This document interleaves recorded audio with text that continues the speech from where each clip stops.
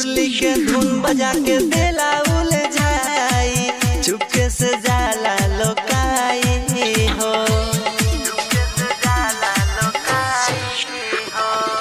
मुरली के धुन बजा के देला उलझाई, चुपके से जाला लोकाई हो।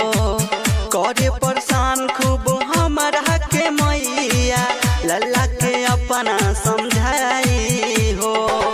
सुबह शाम दोनों टाइम बाकी लिया लेके गोकुल में भागिया जाला, करेला चोरी माखन के हाड़ी की माखन हमार खाइए जाला।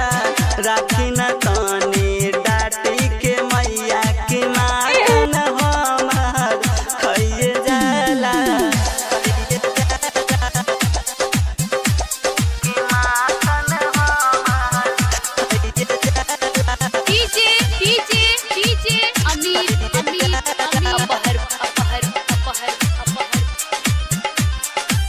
रजनत दर्दी के संग लिया के करेला श्याम छेड़े खानी हो।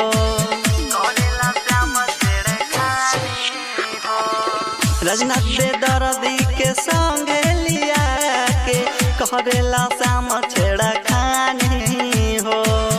आशीष बाबू यह देख सुन के बतिया गावेला घेले कहानी हो।